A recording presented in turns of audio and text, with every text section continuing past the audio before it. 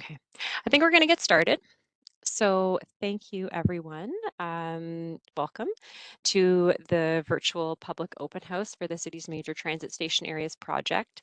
So speaking on behalf of my colleagues here at the city tonight and our consulting partners at Dillon, we wanted to thank you for taking the time tonight to come online and hear about the project and to take the opportunity to ask some questions of staff.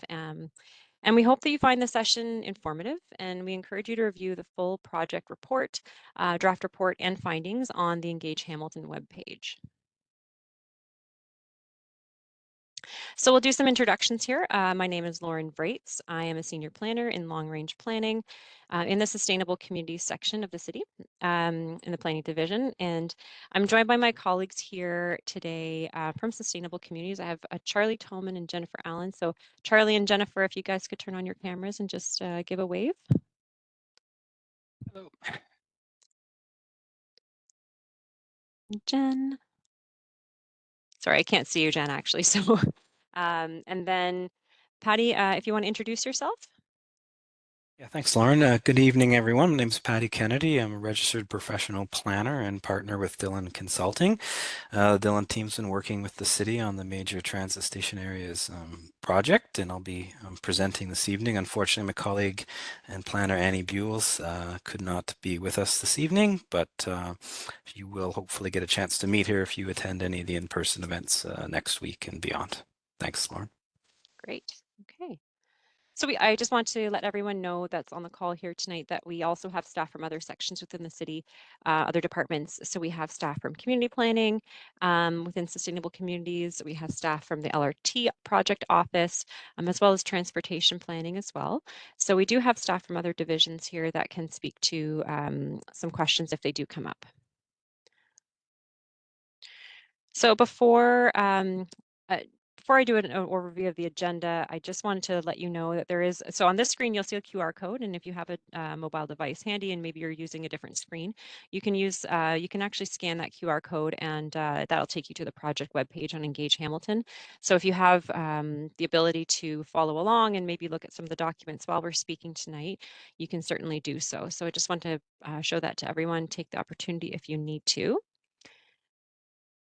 And just a brief overview of the agenda for this evening. So first, we're going to run out through just the WebEx webinar tools. It's not there's mostly the same as things like Zoom, but just some features that we'll use that make sure we want to explain properly before we go forward. And then next, we're going to give a high-level overview of what we're doing, why we're doing the major transit station areas work. We'll then pass the presentation over to Dillon, Patty from Dillon, who will go through the details of the work that they've undertaken for the project and their key findings. Then we'll wrap up the presentation section with an overview of our engagement opportunities that we have coming up and our project timeline. And then we'll move into the question and answer session. So just looking at this screen here, I have a few screenshots of the WebEx webinar tools that you'll probably see before you as well. So I just wanted to, it is a fairly user-friendly interface, but I just wanted to point a few things out. So we're going to be using the Q&A feature and for gathering your questions throughout the event. You can submit a question at any time during the presentation and our staff will be collecting them throughout. So you can find the Q&A button at the bottom right-hand corner of your screen. And when you select that button, a dialog box will open up and you can submit your question, but it does ask you to submit who you want to send it to. And we need you to send it to all panelists. That way, everybody who's a panelist on the call tonight can see the questions that are coming through. So we can keep track of what's coming in. At the end of the presentation, my colleague Jennifer is going to read out the questions that have been received and staff will be able to do our best to answer them. And so if there are very similar questions, though, we may group them together and just paraphrase when asking them back to the group. So we may not read every question verbatim. And again, just a note, I want to note that we are recording the event tonight and that it will be posted on Engage Hamilton in the following days once we're all done recording it and uploading it. So, and then finally, the last thing I want to draw your attention to is that we have it set up so that there is a redirect after you close the window for the meeting tonight. It will take you to the Engage Hamilton webpage, but you will see this little pop-up like you see in the screen here where it says external site. So that's that pop-up. You can just click continue and it will take you directly to Engage Hamilton. So some of you, it might be the first time that you're hearing about this MTSA Major Transit Station Areas work, but I wanted to highlight that this work has been ongoing for some time. So in 2018, the city started looking into the MTSA work plan as part of the overall growth-related integrated development strategy and municipal comprehensive review. But when the LRT project was paused, this work was also put on hold. And so, and then other components of the grids and MCR work plan went forward. But now we're picking up this MTSA work plan again and working with updated provincial policy as well.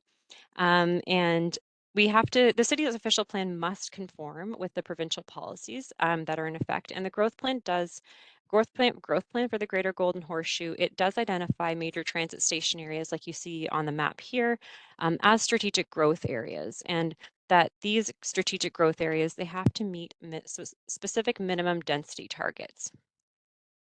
And so what we're looking to do through this exercise is really to determine and to demonstrate how the major transit station areas in Hamilton can achieve the targets required in the growth plan, and then develop an official plan amendment to implement these targets in our policies. And this is still part of our municipal comprehensive review, and so the final approval will be needed from the province before any policies come into effect.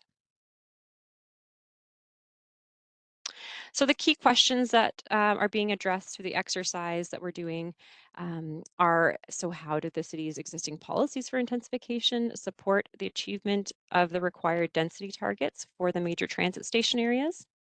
So where can the targets be met?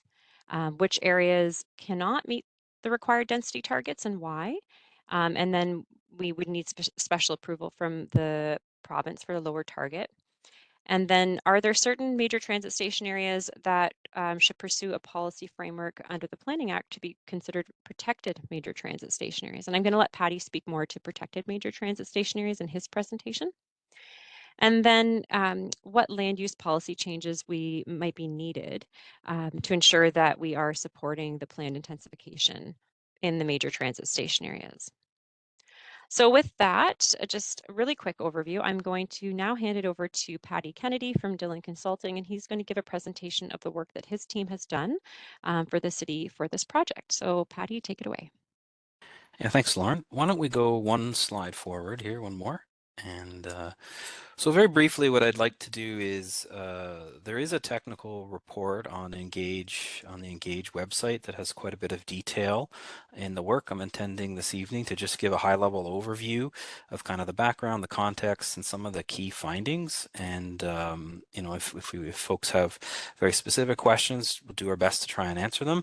And do encourage folks to take a look at the Engage website for some details as well. So big picture, planning around transit in the province of Ontario is a defined matter of provincial interest. At the same time, because of the large investment involved in delivering large transit projects, it's also a really important opportunity for cities to coordinate their growth efforts. In the context of Hamilton, intensification being a real key city building objective for the city, the opportunities sort of come together and align where the local interests and matter of provincial interests come together. And this project is an example of looking at how those two things come together in terms of coordinating land use planning in line with long-term infrastructure planning. Next slide. Now, very specifically, the provincial growth plan that Lauren alluded to earlier has a requirement for major transit station areas to meet very specific minimum density targets. The city, through an exercise like this and subsequently implemented through their official plan, has to demonstrate how they're going to achieve those prescribed minimum density targets at the full build-out state for each major transit station area. And there is some allowances that in cases where a particular station is not able to achieve the minimum required, that they can request an alternative or lower density target for a specific station. We'll get into some details in the presentation about what that could look like.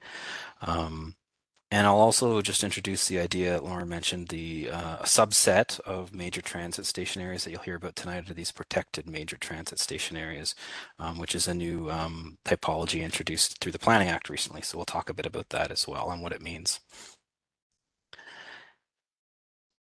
The specific definition in the growth plan for major transit station areas is the area around, including any existing or planned higher order transit station or stop within a settlement area. So this could be a subway station, it could be an LRT station, a GO station, or a BRT in a dedicated right of way. So in the context of Hamilton, we're talking about the future LRT stations and the 3 GO stations. The MTSAs are defined as those lands within about approximately 500 to 800 meter radius of the station or stop, representing an approximate 10-minute walk. So if we go to the next slide, this map here shows sort of the spatial element of these major transit station areas. So there are a total of 20 different stops in the city's network or future network. 17 of those are LRTs and 3 are the GO stations. The GO stations have a density target, a minimum density target under the growth plan of 150 people and jobs per hectare, and the LRT is 160 people and jobs per hectare. And so our exercise really is the first step in the exercise. You can see the 800 meter radius on the map is to sort of refine the boundaries of those 800 meter radiuses into defined geographic areas. If we go to the next slide, we will provide a little bit of a definition around what a protected major transit station area is. Protected is a subset of MTSAs, so it's not all MTSAs need be protected major transit station areas, but all protected major transit station areas are MTSAs. And so Planning Act allows municipalities to identify and define a particular MTSA as a PMTSA. There are kind of at least 2 kind of main reasons or implications for doing so. One might be if a municipality is looking to implement inclusionary zoning regulations. For those who are not familiar with the term, generally inclusionary zoning is a tool that allows municipalities to require a percentage or certain portion of development as affordable housing. It's a new tool in Ontario's framework and still something that municipalities are sort of working through and trying to understand how best to implement the tool. Protected, the reason they're called protected, as I understand it, is that it also allows municipalities to have more certainty or more control over what the permitted uses, heights, and densities are, because there are some limitations on how appeals can occur for lands within a PMTSA once the policies on density and height are in place. So in order for an MTSA, so if you're keeping up with the policy requirements, to implement the growth plan, municipalities have to identify the major transit station areas in their official plan and identify how they're going to achieve the minimum density targets. If they want to go a step further and identify any of them as a protected major transit station area, then not only do they have to have the boundaries and the minimum density target in terms of people and jobs per hectare, but they also have to have policies around the authorized use of land, so land use permissions, as well as prescribed minimum densities for a PMTSA. So if we go to the next slide. While the material you're going to see this evening is a little technical in nature in terms of the modeling exercise we underwent, the big picture, I think, around this type of work is it provides a foundation for land use planning around the city's future transit infrastructure. It gives us a bit of a snapshot about how well the city's current official plan policies, secondary plan policies, and zoning support growth and development in proximity to the LRT and GO station infrastructure. You'll hear later on, like some of the assumptions we used in our exercise really did test out what's currently in place. And so it gives us a good picture of how well those current regs respond to the opportunities. This will also have some influence on where the city could apply inclusionary zoning, although the separate exercise is being undertaken to determine that. But certainly because the geographies are defined through this exercise, it does have implications. And certainly, I think this type of project provides the opportunity to continue to advance all the ongoing discussions around where and how to grow the city and the types of issues that have to be addressed over the long term. So that's kind of the big picture. Our purpose at least as the consultant team, we had these kind of 5 big things to deliver, which was to work with the city to delineate the boundaries for the MTSAs, identify whether or not we can meet those minimum density targets. If there's a need for an alternative target because a particular MTSA can't achieve it, then identify that. Provide some recommendations about whether or not any of the MTSAs would be suitable as PMTSAs, and outline sort of some general recommendations for updating the official plan. So those are the sort of the 5 things that our study focused on. If we go to the next slide, I'll switch gears to share a little bit about how we went about our work to date. And I will preface that everything you'll hear tonight and see is all considered sort of draft. So through the public process and processes like this, we hope to get commentary feedback to strengthen, refine, make changes, etc. So big picture, the approach to delineating the MTSAs, it's similar to what we've done in other municipalities, in that you work through an exercise to take a generic concentric circle around a station and try to refine it so that it looks more like a more natural boundary. So we tend to maximize the area so you can maximize the opportunity for development within walking distance to the transit station or stop. We include whole blocks within 800 meters. We try to use highways, roads, rail corridors, anything that would form a natural edge or barrier or boundary to be the limit. And maybe the perhaps more salient point is that, the work we do, we model everything on a build out state, and the targets, the density targets, are also set up as build out targets. So they're not tied to a specific time horizon. They're meant to kind of capture not necessarily an end state, but like the limits of the current your current plan.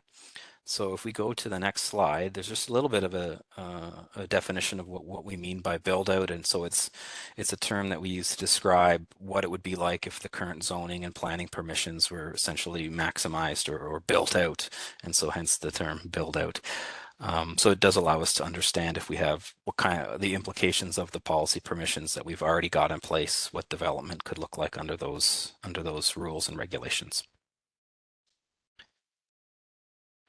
This graphic here is intended to show you two geographies. One is really important. It's the MTSA boundary. So that's taking that 800-meter distance and refining it to something that looks like a boundary and follows those rules I was outlining. This is the geography that would be incorporated into the official plan, and it's under this broader geographic area that the density targets are measured. To actually test and model growth potential in an area like this, we tend to focus on the intensification area. These are the areas that are defined in zoning and official plan for higher and more intensive transit supportive uses. So this geography in pink that you see, and you'll see it throughout in the slides, anytime you see that sort of pink color, it's meant to pick up on the intensification area.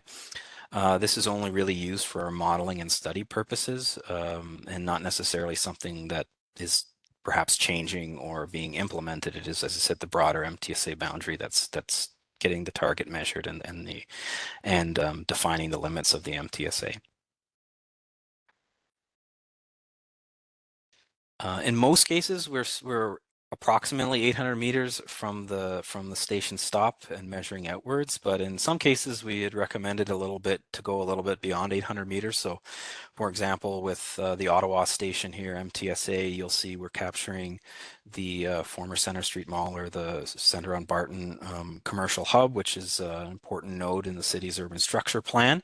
And so because there's an opportunity over the long term for some additional intensification and infilling on this site, we recommended the boundary be extended beyond the north side of Barton and capture it. And that happens in a few spaces where we have a major trip generator like the hospital, or perhaps we can link some nodes or some other intensification opportunities together to help us get above and beyond that density target. So the report does get into weeds. There's like lots of detail, I think, in terms of the technical assumptions, but I'll try to summarize them very briefly here. Overall approach is that once we had that two-dimensional framework set up of the MTSA with the intensification area, we then built out 3D models in that intensification area and used the floor space from the models to calculate how many people and jobs per hectare are we achieving in each MTSA.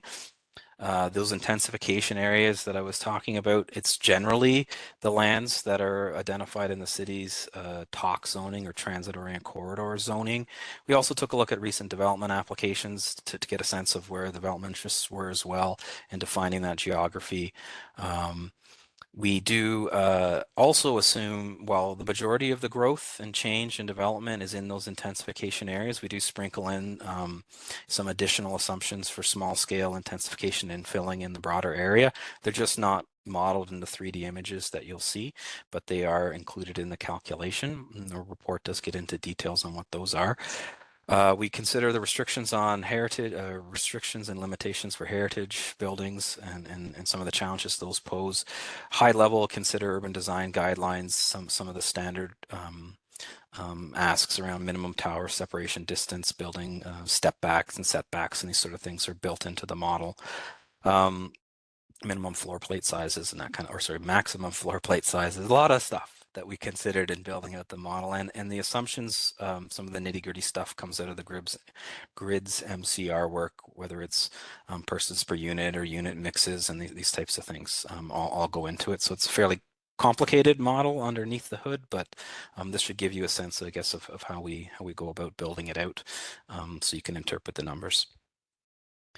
So what does it all look like? Well, in our report and online, you could see these types of imagery. They're conceptual in nature, they're high level, they're not intended to reflect any specific development application or anything like that. They're intended to enable us to calculate how well the current zoning and official plan policies, what kind of density we get under those conditions. So on the left-hand side is an existing condition for James MTSA. You see the dark yellow are existing existing buildings. The blue that you see are buildings with some sort of heritage. So they're a listed, registered, or designated heritage building. And that's in the current state. So in James, it's already well beyond the minimum density target, but this is also part of the urban growth center. And since there's a lot of development contemplated for the city's downtown, when we model out that growth, you'll see the density, more than doubles in the future state at 625 people and jobs per hectare, all the while maintaining a number of existing tall buildings. There's certain heritage buildings that wouldn't be developed under that scenario, and that gives us just a sense of what some of the development opportunities are in the downtown. So that's kind of high level of how we approach the visualizing and modeling growth in one of the station areas. And as I said, our reports and documents have quite a bit more detail if you want to get in and look at a specific MTSA. The next slide, we'll just try to capture some big picture conclusions from the work. So there does appear to be an awful lot of land with future potential for intensification in proximity to the LRT and GO stations. It's all physical potential. There's obviously market constraints and other forms of constraints, but for the purposes of our exercise, I think it's helpful to draw out that there's over 2,500 hectares of land within 800 meters of a existing or planned higher order transit station.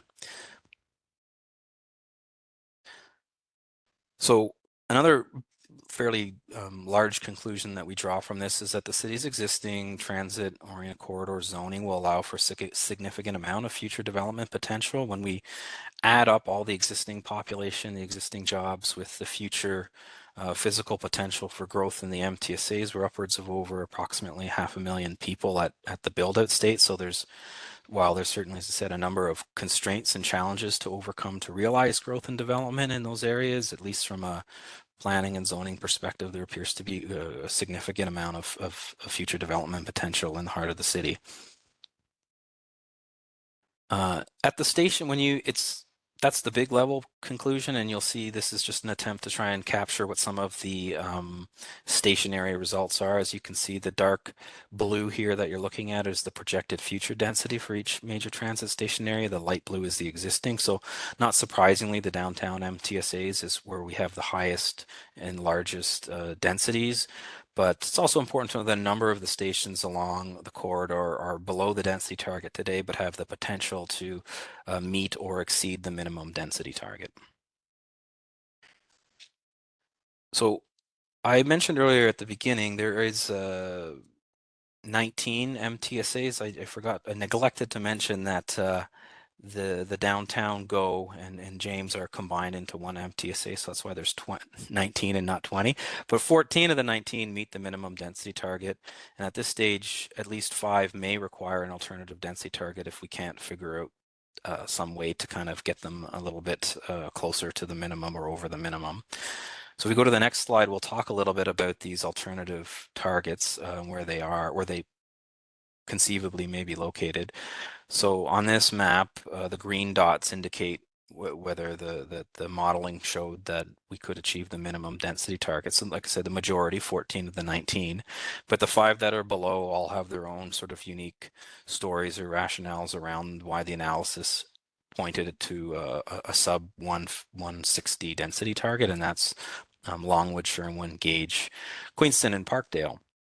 If we go to the next slide, and we can probably go ahead one more. This is just the specific references, but why don't we just go click forward one more time, and we'll look at like a real world example here of why a station might need an alternative target and why that's okay. I think in a place like Gage Park, the way the MTSA is defined to capture all the uses, approximately 800 meters, means that you include the park in the MTSA definition.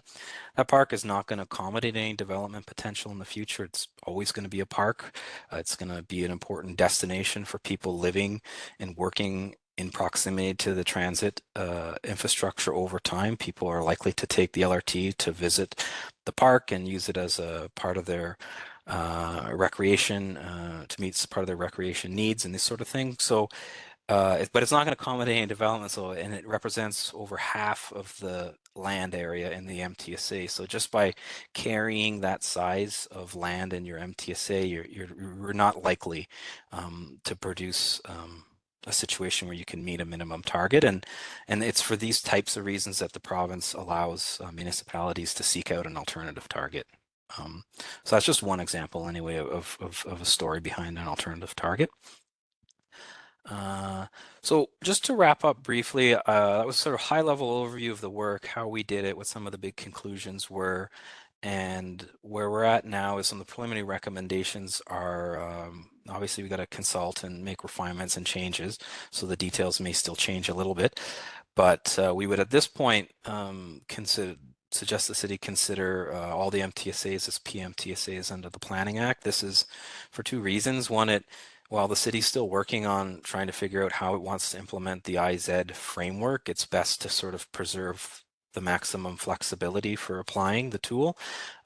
So to do that, you would need to identify all of them as PMTSAs, and also just because I think of the afforded protections that the PMTSA provides around height and density and land use certainty, it would be appropriate to consider them all as PMTSAs given the quantum of growth that's planned for these areas and the need to have some certainty, I think, over how land use is going to change and transition over time in proximity to transit. And so the next step in the process after we refine our work would be to start working on a OPA. And so to do that, you would update your urban structure plan, which you see a snippet of in the top of that screen, to include all the MTSAs and the density targets and the different elements that are required to implement the PMTSA framework. So I'm going to pause there and hand it back to Lauren to take us through the last couple slides. Okay. Thanks, Patty. And yeah, so just like Patty said, the work that we're doing, it's still in draft form. And so we are looking for your feedback about the project. We're looking for the feedback about the draft MTSA boundary delineations, any comments that you may have on the summary report that Dylan prepared, as well as any comments you might have in general about planning for intensification around these transit station areas. So on Engage Hamilton, you can review the MTSA boundaries and densities using an interactive mapping tool. And so on that mapping tool, you can provide feedback about certain areas in a form just beneath the interactive map. So if you go on the interactive map, you can click through the different areas that are shown there, and you can get information about the densities, and you can see the boundary delineations there, but the commenting is just beneath the map itself. You can also comment directly on the MTSA report that Patty and the team at Dillon prepared using the commenting tool on Engage called Conveyo. And so you just have to click on the part of the report that you want to comment on, and you can leave your comment right there. We also have a general comment, open comment and feedback form on Engage Hamilton. So if you want to give us comments about one particular station area or just a general comment about planning around transit and for intensification around transit in general, you can leave a comment there as well. So like I said, the meeting today is being recorded, and we will post this meeting as well as the slide deck on Engage Hamilton. It'll probably take about 1 or 2 days just to get it uploaded, but it should be up there pretty soon in case you want to share it with someone who may be interested. I did want to also mention that we do have 2 in-person engagement events coming up. So one is happening this Thursday at this Hamilton Central Library from 6 to 8 p.m. And at that in-person open house, we're going to have some information panels, as well as a large map for sticky notes and your area-specific comments. So very similar information to what we presented tonight, but a chance to also meet with project staff and ask some questions in person if you wanted to.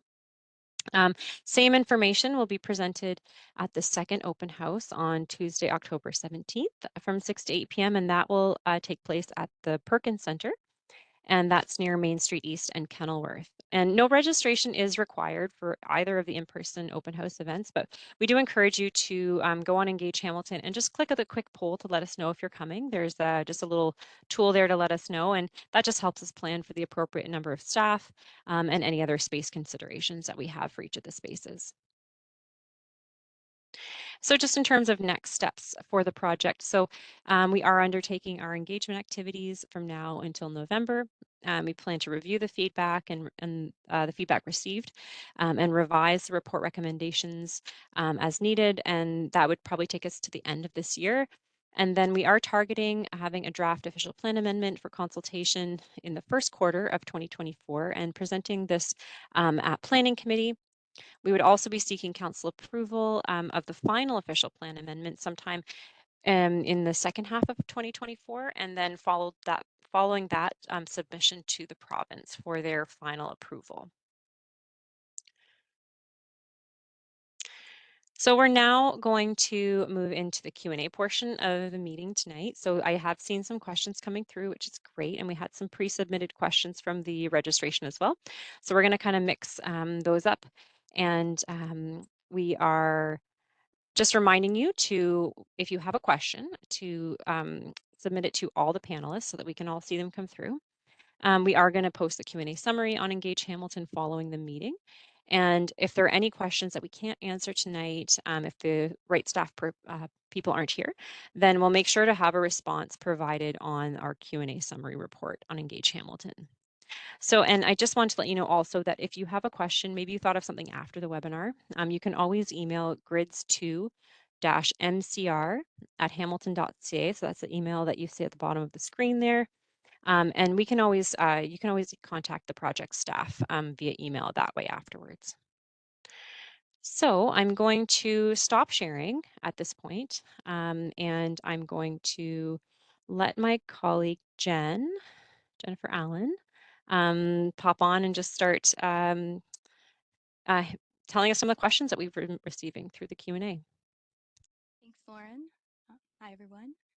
So right now we'll start with a question that we received prior to the webinar, which is how will staff treat the corridor design guidelines in the context of MTSAs?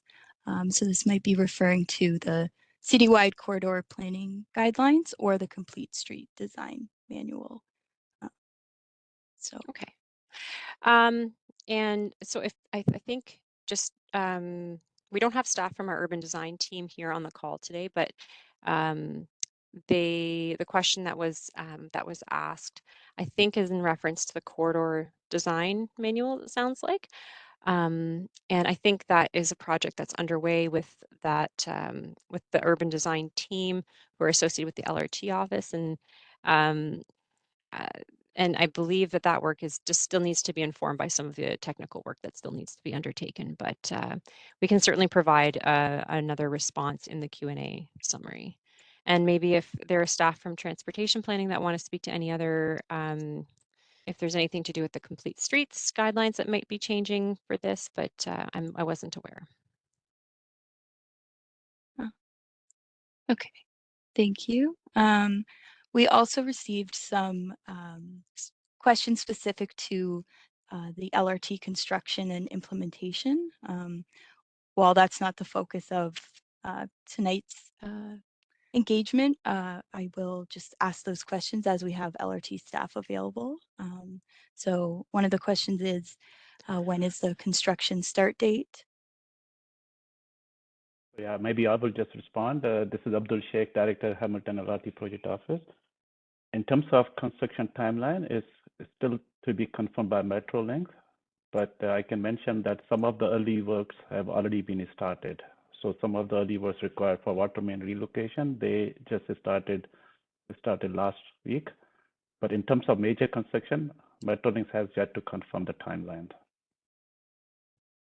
Thanks, Thank Abdul. you.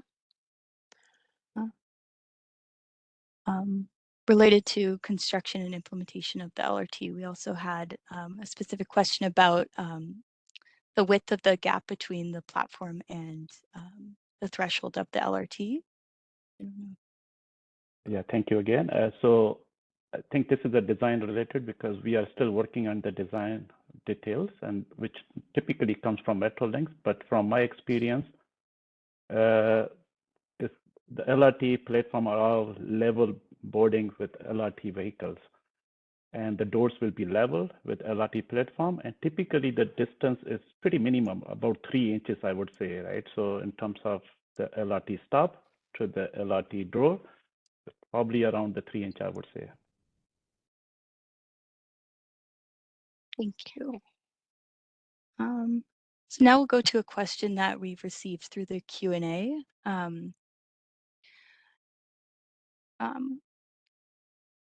For people with accessibility concerns, a 10-minute walk might be too far from a transit station.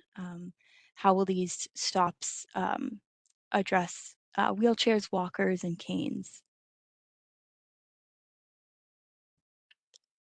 All right, so actually, Abdul, if you wouldn't mind hopping back on again, I see you just turned your camera up, but is there a comment that you could make in terms of the planning of the LRT locations that could speak to this? Yes, I can just mention that the planning was done back in 2006, and then number of public consultation made, and they determined the stop location based on the planning principles as well as the the detailed planning exercise. But this is, the typical what they are doing here. The stop platform is about 600-meter range, and which is generally following what the current LRT, current B-line stops are. But the whole idea is the connectivity with transit, right? So, if there are any gaps, so there will be connections of HSR to LRT stops, right? So that's what the plan is, to connect, to have the integrated transit network with LRT and HSR to minimize the accessibility issues. Thank you. Lauren, if I could just add to build on that too, Mhm. what Abdul is saying is that for example, in Kitchener, I was just thinking about the LRT's now been in place here for a number of years, and through a lot of the infrastructure investment just after the LRT is constructed is all around sort of the micro mobility solutions to get people and funnel people into the LRT way in a convenient way. So the idea, I think, would be that over time the city would find ways to be looking at those, whatever those gaps and challenges are, to getting people to the station in a safe, convenient, accessible way. So that might mean more safe bike lanes, it might mean more dedicated trails, it might mean like more paratransit services, it might mean all kinds of different solutions to funnel people into the LRT system, and that's generally I think the approach that municipalities tend to take when they're trying to build up ridership for something like an LRT. Great. Okay. All right. So another question is, someone is looking for more information on the definition of affordable or affordable housing. So we have Melanie Pham.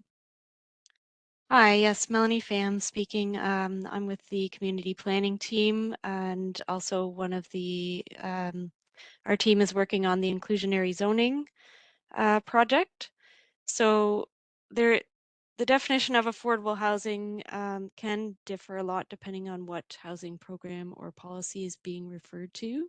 But for inclusionary zoning, it generally doesn't refer to rent geared to income type of affordability, but more of a sort of a lower than what the market has, but not on the lowest income bracket. So what we've been looking at for definitions is looking to the provincial policy statement and how they define affordable housing, and that's also reflected in our official plan policies.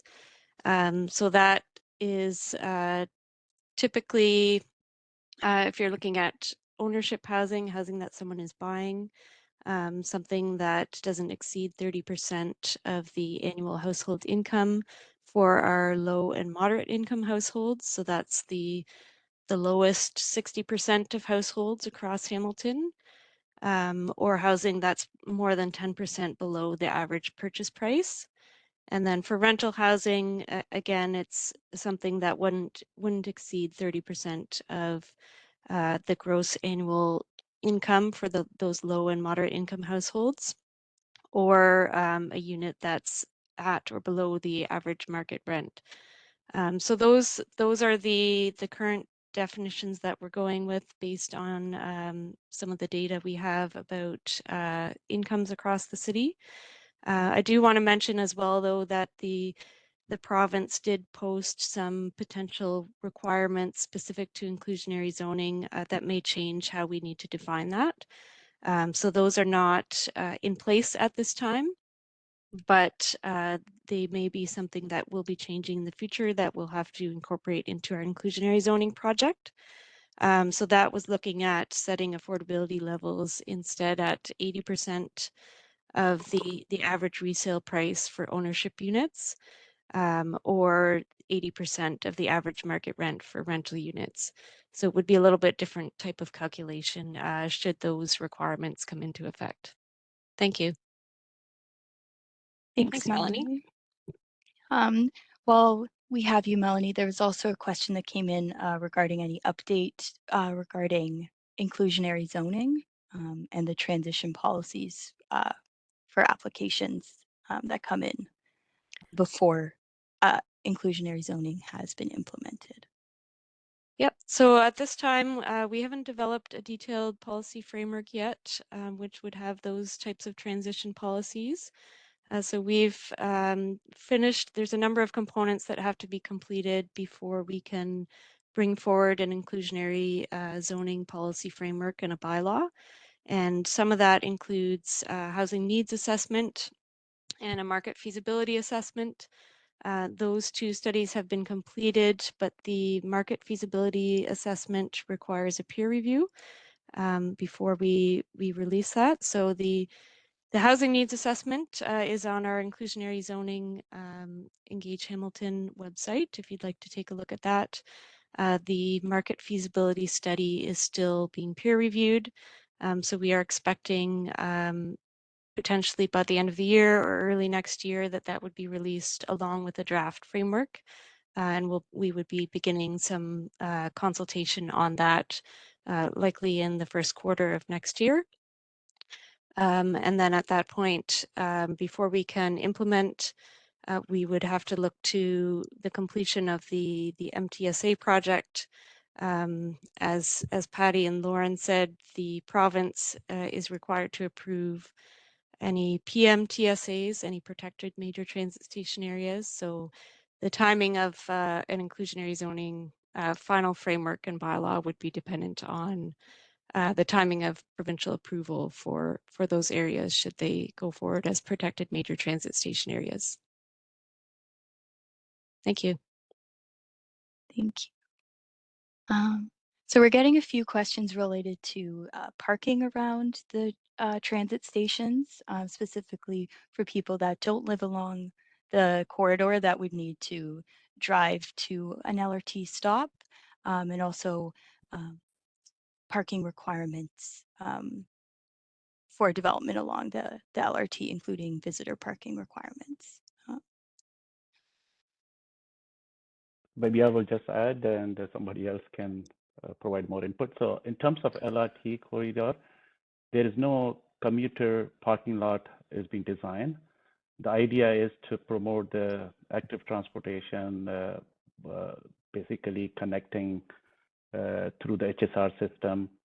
For example, if somebody is living in Waterdown, right? So there is we have a BLAST network. So I believe the L line, which will be facilitated in long term, right? So that will be connected to the LRT stop. So the idea is to connect passenger through transit network through HSR to LRT network. Okay. Thank I you. think that's helpful. Yeah, that we had that question come in. I think that was a question that we received through the registration, right, Jen? Yeah, there's been a few questions along that theme.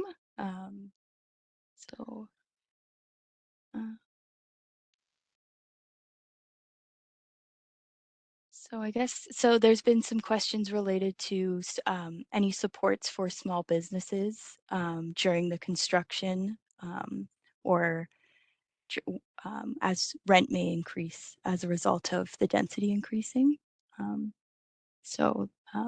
Yeah, so question about supports for small businesses along the LRT line that would be impacted by construction. Again, sorry, go ahead. No, go ahead. Go ahead. Just, Lauren, just want to mention again, Metrolinx is leading the project. So they have certain guideline and principle in terms of supporting. I don't think there will be a financial support, but what we understand, there are other supports available in terms of providing notices. I remember from my working on Ontario LRT project, there were some program on cleaning the windows and those kind of things. So there will be no financial support. There are other support which Metrolinx can implement. Again, these things have to be confirmed by Metrolinx. Okay. And I think, Jen, we had the similar question come in through the Q&A because I think that was pre-submitted, and then there was another one that came in through the Q&A that was very similar.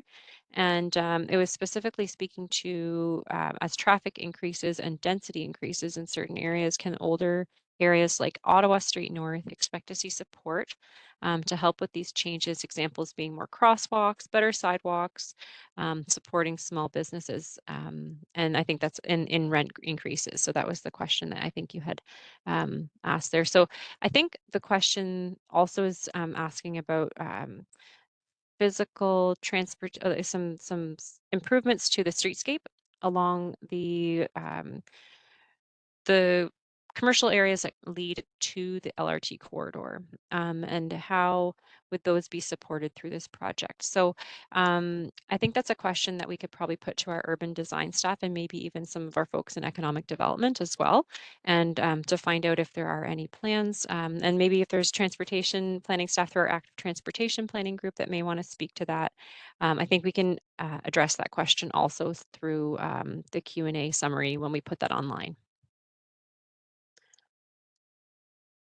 Sounds good. A question that may be it's directed to Patty and Dylan, but staff may also have an answer. But have we considered community planning permit systems for the MTSAs? And just given that Dylan has done some of this work with Burlington.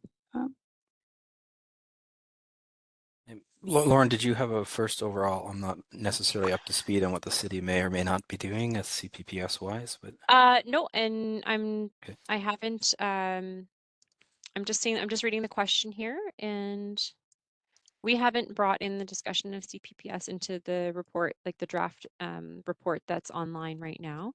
But maybe Patty, if you have any experience with the CPPS and how it can be implemented through MTSAs, maybe that's just worth clarifying here. Sure. So the community planning permit system, it's a lot of new tools. It's a new tool that's available to municipalities that effectively allows them to consolidate planning applications by including the site plan approval, zoning bylaw, and official plan conformity all into one process. In the case of Burlington, I think it's intended to be an opportunity to really accelerate the development approvals process there, where the zoning is quite dated and hasn't been up to date.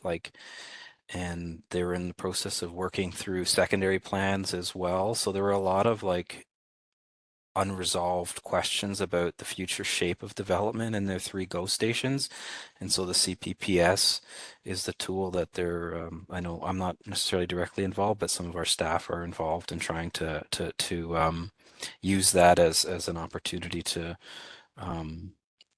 reaffirm the vision for those lands and update the permissions and modernize it, and then do it through the CPPS tool. I would say in Hamilton's case, it's worth looking at some point down the line. But as we noted in our analysis, a lot of the zoning that they updated, the city updated maybe about 4 or 5 years ago with the talk zoning. The Centennial Neighborhood secondary plan is pretty new. The downtown plan is new. So a lot of the longer range planning tools are up to date already. So it's just a question of whether the CPPS tool would allow you to make decisions faster and whether it would be an efficient tool or not compared to the current one. Yeah, it's probably I guess all I could share at this point. Yeah. That's a good question. No, it is a good question. And we also have Shannon Mackay on the call here. And Shannon is a manager in our zoning group with the city. And so maybe Shannon, is there anything you wanted to add about the zoning work that's underway, and maybe and CPPS, if you have some comments on that? Sure, yeah, thank you, Lauren. I am the manager of the zoning bylaw reform section, and we're currently looking at the final phases of the comprehensive residential zoning coming forward, hopefully in 2024. The topic of the community permit system has come up a few times, and there are some benefits, like Patty said, to implementing a program like that. There's some constraints to doing it as well, and especially at a city that is as diversely developed as Hamilton, but it's certainly on the table for, if not the MTSAs, maybe other areas of the city that will be developing in the future. Great. Thanks, Shannon. All right. We have a question regarding, will it be easy to convert existing single-family dwellings into a multi-unit residential in the major transit station areas? So I'll just start on this one. I think I am going to ask Shannon to pop back on a second, maybe to give a bit more clarification. So right now, so the policy, or the policy review that was done to build the assumptions for the MTSA densities did include some assumptions about small scale intensification within the neighborhoods. So that is taking into consideration the permissions that the city does have already for some gentle, I would say gentle intensification. We're using the term small scale intensification as well. And that's for things like conversion of existing single family homes for up to 4 units. And then Shannon, maybe I'll just pass it to you to just elaborate a bit on what your team is doing in terms of the permissions for intensifying the neighborhoods. Sure. In August of 2022, so last year, the group did move forward with allowing some gentle intensification in our low density residential zones. The city has had currently 40 different low density residential zones. And at the time in August 2022, those zones only permitted single detached dwellings. The amendments were made to allow singles, semis, duplexes, street townhouses, as well as conversions of up to 4 units on a property anywhere within the low density residential zones. There are some exceptions to that permission. Anywhere that falls within a secondary plan is subject to a further review. But for the majority of our low density residential zones throughout all of Hamilton, those permissions to convert to a fourplex already exist. The city is in the development phases of the next stage of that low density residential zone, which would look at the permissions for purpose-built triplex and fourplex being added to those zones as well. So we've taken kind of an incremental approach into introducing those additional permissions within the residential areas. And those different components that we're currently working on will be subject to public consultation coming up at the end of this year and into 2024. Perfect. Thanks, Shannon. So this is a question related to the, sorry, I lost my place. So another kind of zoning question, but a process question for MTSAs. Does the city intend to implement the MTSAs through zoning amendments? If so, what would the process look like? So I can start quickly, and then maybe Charlie, if you want to also hop on there, and Shannon as well. So right now, what we're looking at is the implementation of MTSAs through an official plan amendment. That's kind of phase one. And then if there are any policy changes that need to be made, if there are recommendations for policy changes and any zoning changes that may need to correspond with that along the corridor, within any of the MTSAs, then that would be dealt with through a separate amendment. So it wouldn't necessarily be going through at the same time. But I'll pass it to Shannon and Charlie if you want to add into that. I was going to say the same thing, Lauren, so Okay. I don't have anything to add. All right. Yeah, maybe just to emphasize what Patty spoke to earlier about the MTSA work, really focusing on what official plan policies are allowed now, and through the city's recent growth planning exercise, council really focused on increasing land use permissions within corridors for intensification. So, and Shannon's group is, working now to bring our residential zones into conformity with our updated official plans. So, if the city decides that the station areas with the reduced minimum targets, it's something that we want to proceed with, and it currently conforms to our official plan. I don't see any increases in residential zoning beyond what was already sort of set out through the official plan.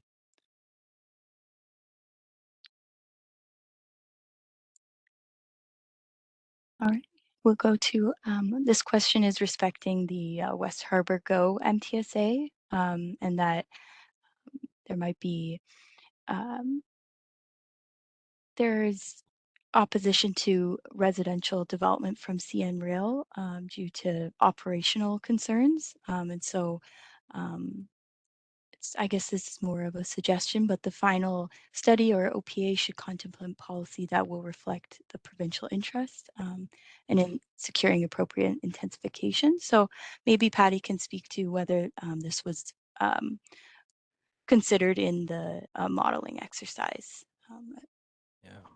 Yeah, thanks, Jennifer. We did consider it, and I think for the purposes of the model exercise for that MTSA, we assumed mostly employment in closer proximity as sort of the surrogate, because we were aware of some of the constraints on the residential side in some of those locations.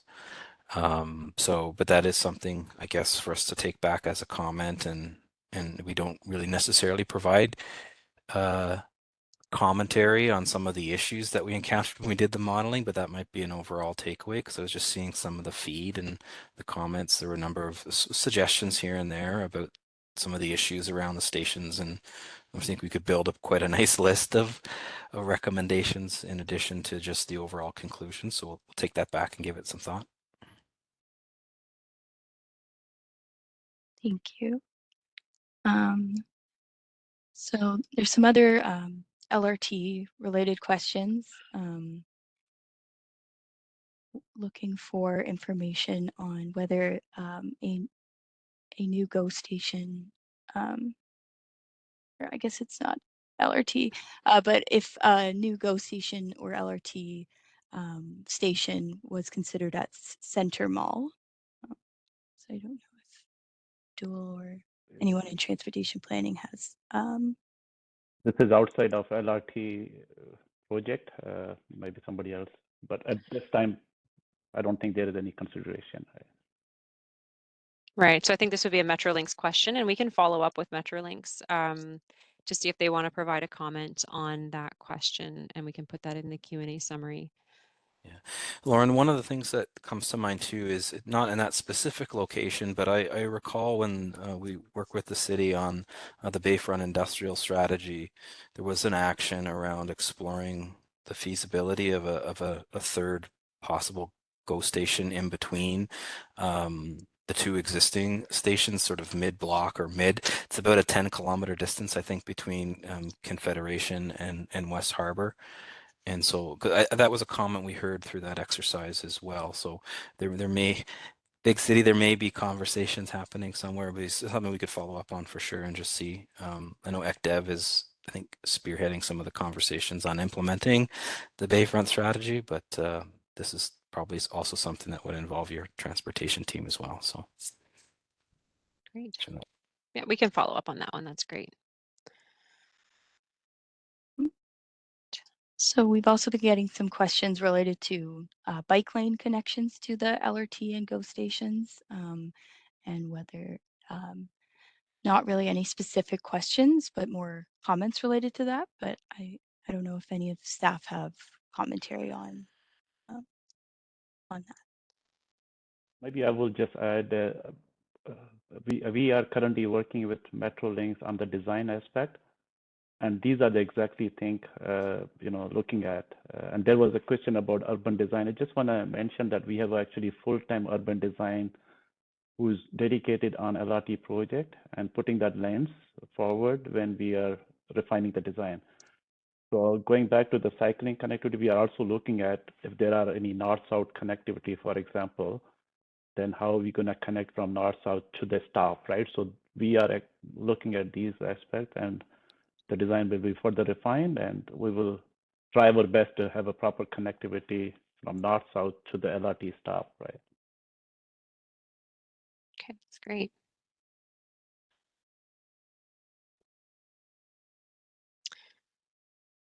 Now, Jen, do you see any other questions LRT related if we wanted to capitalize on having Abdul here?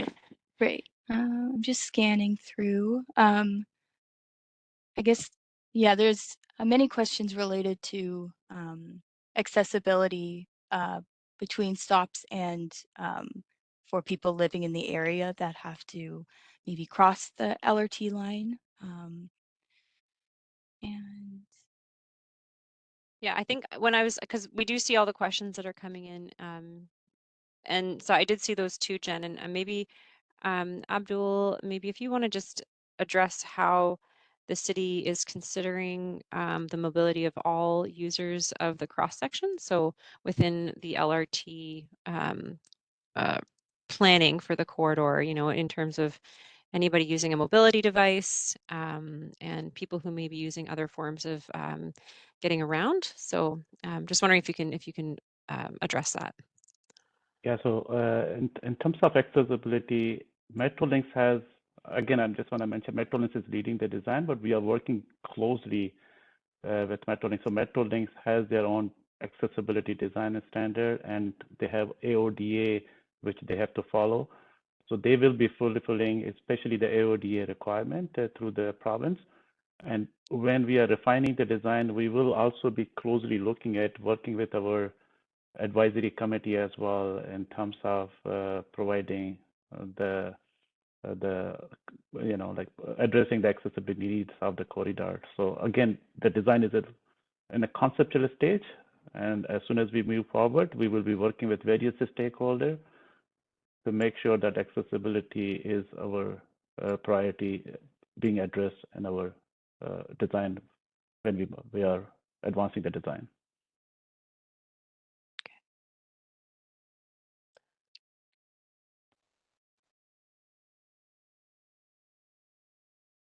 Okay. Jen, I see a question here. I don't know if you've seen it, but there's a question here for if people who do not live near the transit access points as a major employer, if people do not live near the transit access points as the major employers in Hamilton are McMaster, Mohawk College, St. Joe's, Dravinsky, Hamilton General, ArcelorMittal, Dofasco, how is the LRT going to stop traffic gridlock that's happening more and more in Hamilton? Even if I live in the corridor, I would have to drive to these areas of employment. So I'm wondering, maybe if there is staff here from our transit group. I'm wondering if maybe someone wants to jump in and speak to the transportation plan for all of the HSR and how that feeds into the LRT project. Thanks, Lauren. Good evening, everybody. My name is Andy McLaughlin. I'm a senior project manager at HSR, and I'm joined this evening by Amanda McElveen, who is our new manager of transit planning. And I guess I should just bring everybody up to date on what we call our Re-Envision project. Over the summer months and in the spring as well, we went out to the community with what we call a rail-ready transit network, where we're completely, if you will, redesigning the current HSR bus network to better meet the future needs of the community, and at the same time really strive to improve the connectivity between neighborhoods and workplaces, major activity centers, and these major transit station areas. One stat I guess I could put out there is we're going to have with Rail Ready, we'll have 90% of our bus routes and our rapid bus routes, 90% of those routes will connect into one of the 17 LRT stations. So we really see LRT as an opportunity to help with things like gridlock and global warming in Hamilton, and make it attractive for people to say, okay, yes, I can now consider using a bus route to get to and from an LRT station, or between an LRT station and my employer that perhaps is somewhat removed from that 800-meter distance from the station. So in terms of moving forward, HSR will be bringing a report to council next year with what we call our transit growth strategy. And we're remain hopeful that council will approve our strategy, and then we can move forward in the coming years, and probably by about 2025, we'll start implementing our re-envisioned transit network. And that will really show the members of the public, both our existing customers and those that perhaps don't use transit today. It will sort of demonstrate that yes, transit is worthy of consideration going forward to make the best use out of the LRT and to get across the city to all parts, Mountain, the former suburban municipalities, and the lower city. So yeah, we're looking forward to working with the LRT office, with Metrolinx, Go Transit, and really trying to improve the transit connectivity for everybody. That's you know, the mobility, people with mobility challenges, along with able-bodied folks, people that ride bicycles. We can, you know, make sure that we can do what's called the first mile, last mile, where they can certain customers can use a bicycle to do part of their trip and then transfer onto a bus to complete the remainder of their trip. Oh, that's great. Thank you.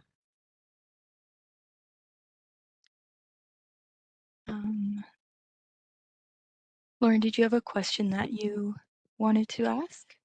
I think there was a question here from about the MTSA intensification areas. And it says mapping for the various MTSAs identifies intensification areas, in some cases on a site-specific basis, i.e. underutilized properties. Will the final study, OPA, ZBA, be recommending policies to facilitate greater height or density than current policy framework?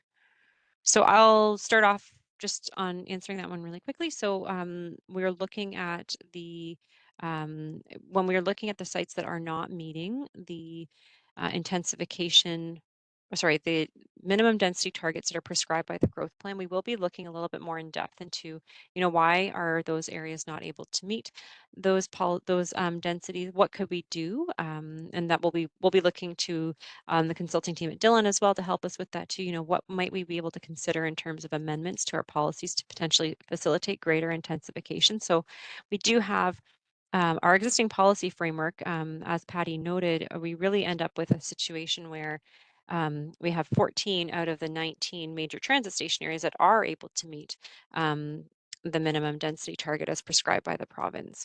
So it's not that, so really this exercise is kind of putting our existing policies to the test and seeing how they support intensification around these transit station areas. So I think the short answer is maybe.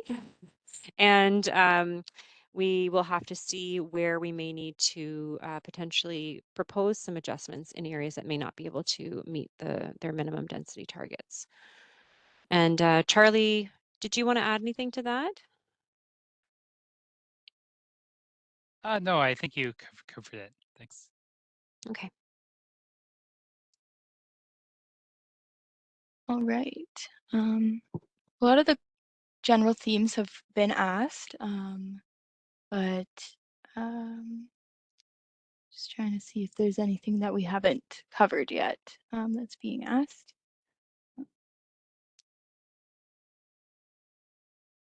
There was some commentary on here about malls, and there has been a commentary about some of the areas that were formerly malls that have become demalled areas. So areas that are not maybe more of a big box style, like Center Mall. And the comment here is that these areas are dangerous for people using mobility devices. And I just wondered perhaps, and I'm not sure, maybe Melanie, if you have been in conversations with anyone about the Center Mall area, but Center Mall, we did extend the MTSA boundary down to the Center Mall area, specifically because that site does have some additional intensification permissions in our official plan that could see that area transform from what it is currently to perhaps a more mixed use environment. And I wondered, Melanie, if you had any comments about any additional planning that might be undertaken for that area. Thanks, Lauren. I'm not aware of anything at the moment that's going on. I know there isn't, I don't believe there is any active applications going on for that site right now. But as you said, there are some permissions in place. And I think there has been at one point a preliminary consultation with the city on possibly some development occurring on that site. So definitely we would be applying our current best practices as it relates to design and making sure that things are accessible and trying to improve the design of that site were anything to be proposed for those lands. Thank you. Thanks, Mel.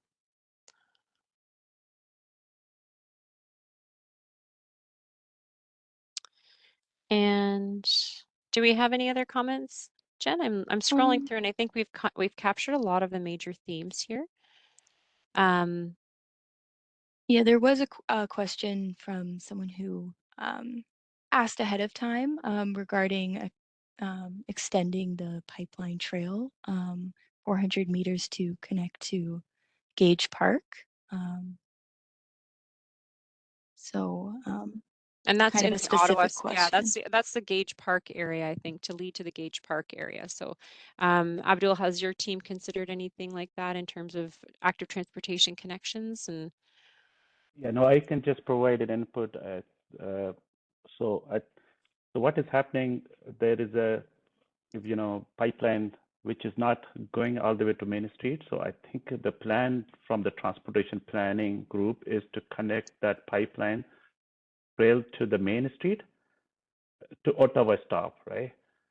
And then there is a long-term plan from Ottawa on a cycling trail for Ottawa Street going southerly. If I'm not mistaken, I'm just looking at some of the comments I just received. So there is already a planned, future planned cycling on Ottawa Street from Main Street to Mount Clear Avenue. So the idea is to connect that pipeline to Ottawa stop and then Ottawa cycling connectivity will go further south, Mount Clear, and Mount Clear will connect to the Gage Park.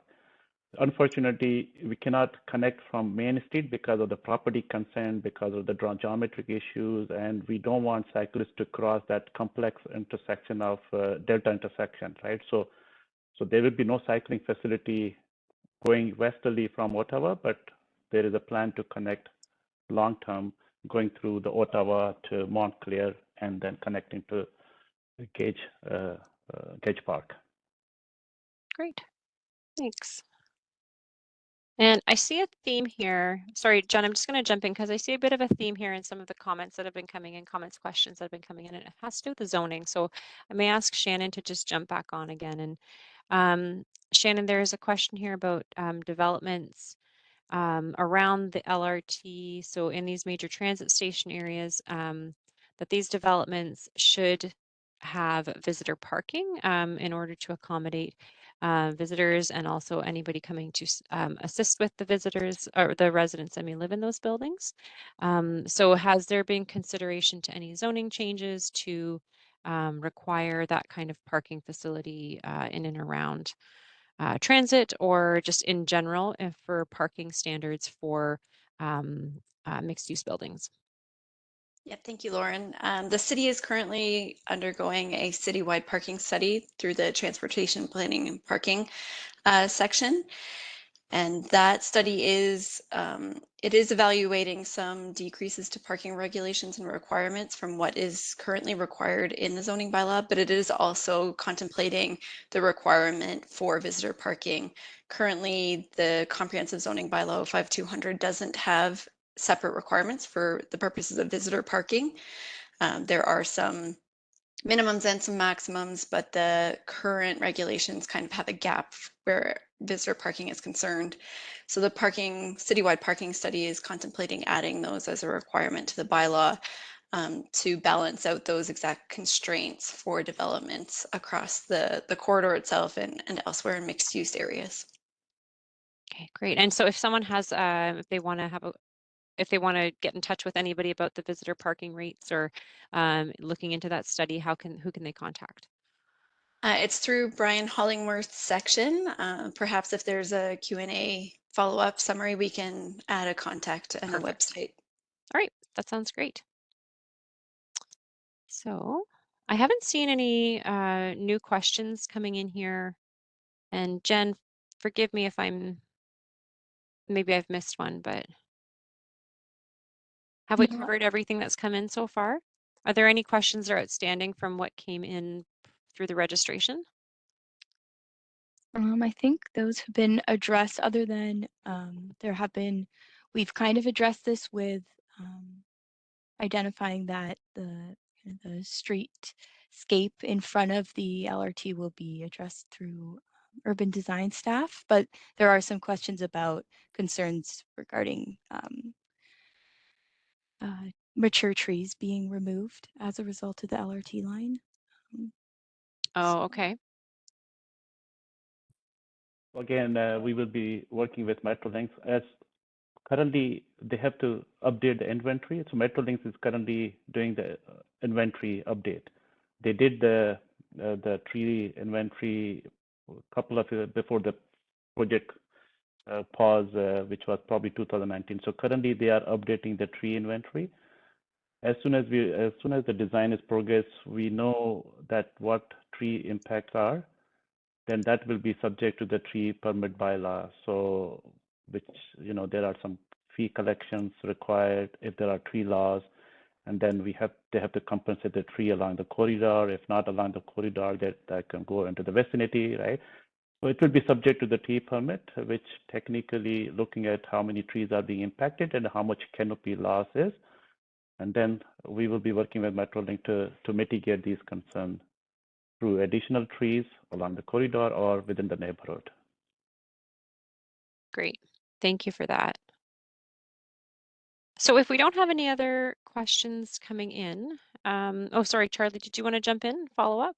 Yeah, just scanning through the questions. I don't believe it's been answered, but it came up a couple times that like an 800-meter radius or like a 10-minute walk isn't maybe too far for seniors or people who have mobility issues. And maybe Patty, if you can just speak a bit more about where that sort of 10-minute walk came from, and you know the comment is definitely noted, but just sort of explain where that came from, if you can.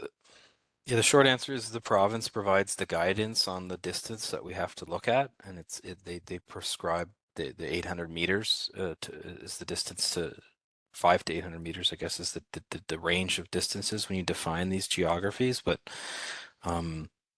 it does, no matter how you define them in policy, you know, it still requires municipalities and cities to provide infrastructure that's AODA compliant, and that they have a